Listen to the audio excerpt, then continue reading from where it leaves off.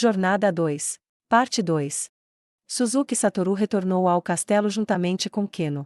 Desta vez, ele planejava pesquisar o interior com mais cuidado. Ele emprestou a Keno um item que poderia lançar Fly, e os dois usaram Fly para olhar ao redor do interior do castelo. Tudo o que Keno fez foi ver se havia algo diferente no castelo comparado a quando ela havia vivido nele. Mesmo assim, verificar um castelo tão grande levou bastante tempo. No final, eles não haviam encontrado nada de especial. Keno trancou seus pais no quarto de sua mãe. Eles ainda eram mortos-vivos, mas estavam intactos. Parece que o ser morto-vivo não estava interessado em outra coisa senão transformar a sala do trono em um laboratório de pesquisa. Ao terminar, eles decidiram voltar para o esgoto. Depois que a mana de Keno se recuperou, eles lançaram Fly novamente e foram para a sala do trono para investigações mais profundas. O sol se pôs e a noite desceu lentamente sobre a terra. A sala do trono foi dividida em 3 salas. A que ficava ao lado da porta estava cheia de livros, a segunda estava cheia de tesouros reunidos de toda a cidade, e a última sala era o laboratório usado pela criatura morta-viva. Continha alguns fluidos misteriosos e um fedor que não desaparecia. Depois de procurar a opinião de Keno sobre o assunto, Suzuki Satoru decidiu colocar todos os itens em seu inventário, uma vez que não excederam sua capacidade de peso, e então os moveu para uma sala aleatória. Keno originalmente queria voltar para seu próprio quarto, mas Suzuki Satoru a impediu. Se eles fizessem isso, não haveriam motivos para usar Fly durante a investigação.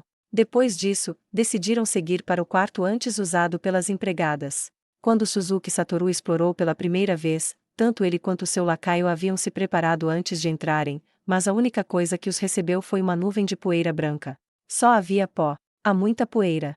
Suzuki Satoru estava mentalmente preparado para isso, e tudo o que ele podia fazer era dar de ombros diante da lamentação de Keno. Bem, faz muito tempo que alguém morou aqui. O chão estava cheio de poeira, o que indicava que ninguém pisara ali por muito tempo. Portanto, os dois não perderam tempo com isso e deram apenas uma rápida olhada. Keno foi a primeira a entrar.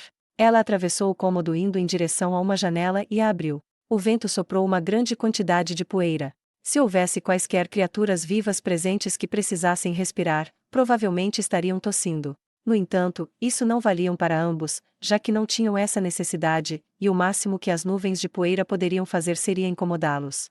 Posso limpar este quarto. Você não precisa pedir minha permissão para isso. Pensou Suzuki Satoru, e então respondeu. Eu não me importo. O que me diz de limpar a poeira dessa maneira?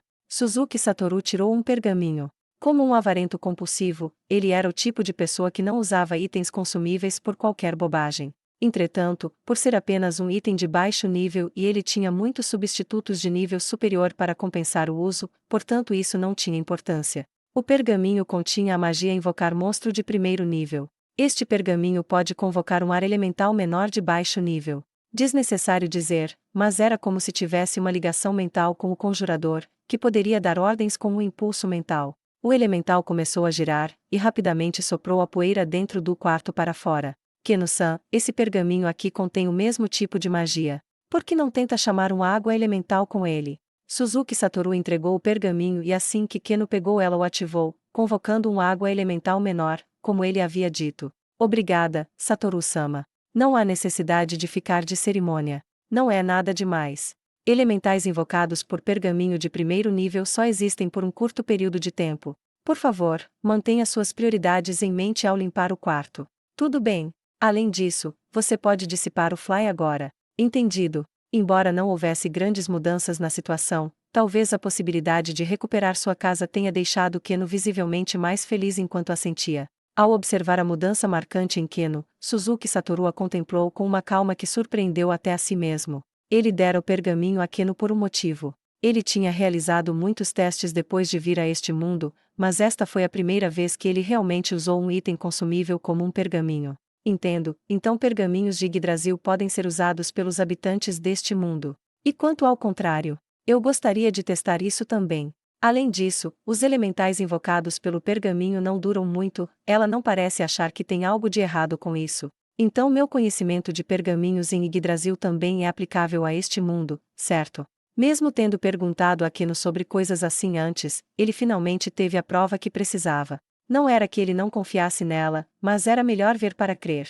Como já havia dito, os 2 elementais logo desapareceram, mas a essa altura o quarto já estava bem limpo. O que faremos agora? Eu queria começar olhando esse pacote de pergaminhos. Por que essa criatura morta-viva veio aqui?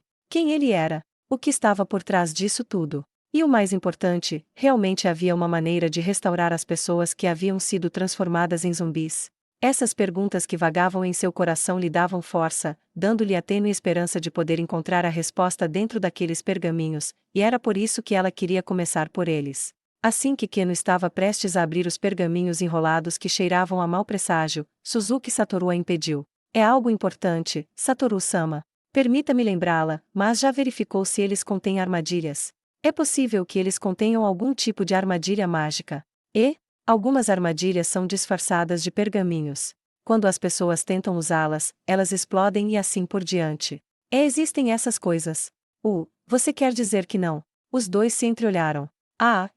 Satoru-sama, o senhor tem alguma solução? Eu não sou bom em desarmar armadilhas. Eu acho que seria melhor deixar um dos meus mortos-vivos abrir. Dizendo isso, Suzuki Satoru criou um Cavaleiro da Morte. Ele mandou o Cavaleiro da Morte sair do quarto e abri-lo à distância. No entanto, o problema era que o pergaminho comum também queimaria no caso de uma explosão, então ele teve que fazer cada um individualmente e verificar se eles estavam seguros. Depois de repetir o processo com todos os pergaminhos, eles foram para os livros. Enquanto o Cavaleiro da Morte repetia uma ação mecânica, Keno também estava verificando os pergaminhos que haviam sido declarados como seguros.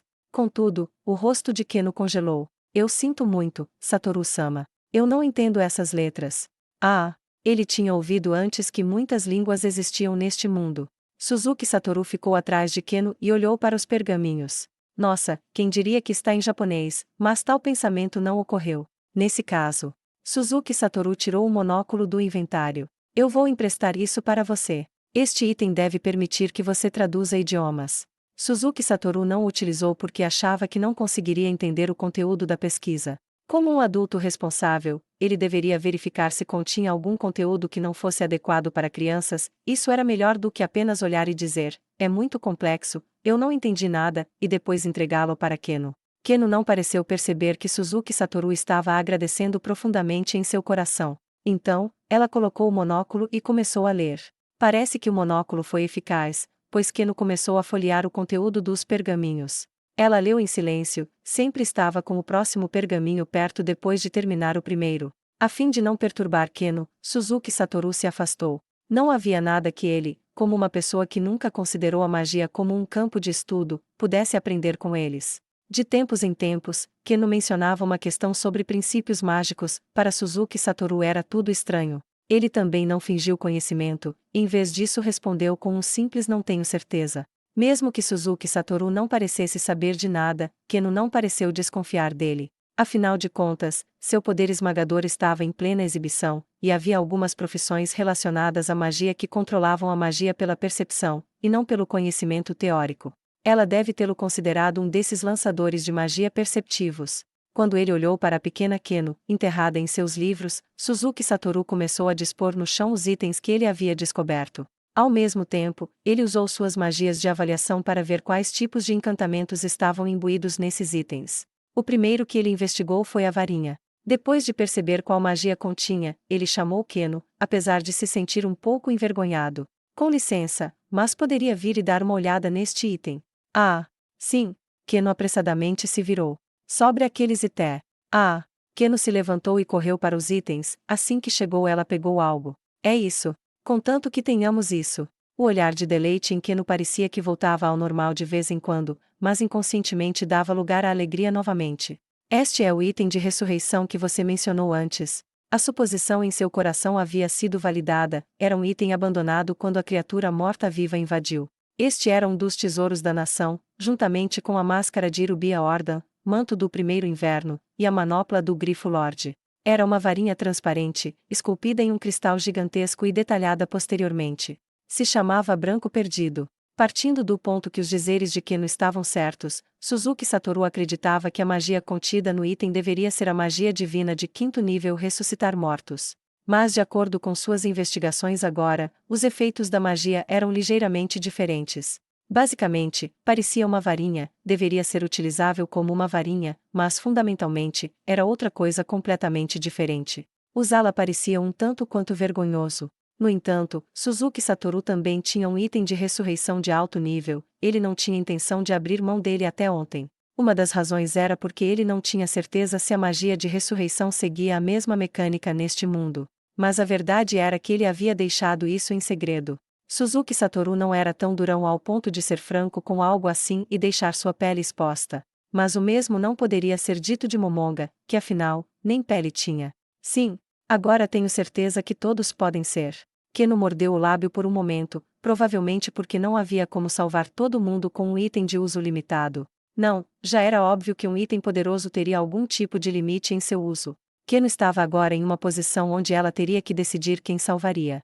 Mesmo assim, precisamos destruí-los antes de ter a chance de restaurá-los a seres humanos. Então, como posso trazê-los de volta à vida? Que tal reduzir a vida a zero depois tentar ressuscitá-los com esse item? Entendo, não poderemos testá-lo no castelo, explicou Suzuki Satoru a Keno, que estava visivelmente confusa. Embora o meu conhecimento do meu mundo possa diferir deste, se destruirmos um zumbi aqui, perdoe-me, se matarmos alguém aqui, é possível que possamos incorrer na hostilidade de todos os zumbis circundantes. Para evitar isso, precisamos levar a cobaia para longe, onde ele não gera hostilidade. No entanto, não tenho ideia de quão longe isso seria. Tem alguma ideia? Sim, é assim que funciona. Não é? Os dois se entreolharam. Isso não era bem uma divergência de opiniões, já que nenhum dos dois tinha certeza de qual era o problema. Portanto, eles precisavam discutir juntos os ganhos e perdas de tal ação. No final, eles decidiram deixar Keno terminar de ler todos os livros primeiro. Essa foi uma decisão tomada na esperança de que um deles lhe desse uma resposta, confiando sua sorte aos céus. Depois de ver Keno se afundar nos livros novamente, Suzuki Satoru voltou a examinar os itens restantes daquela criatura morta-viva.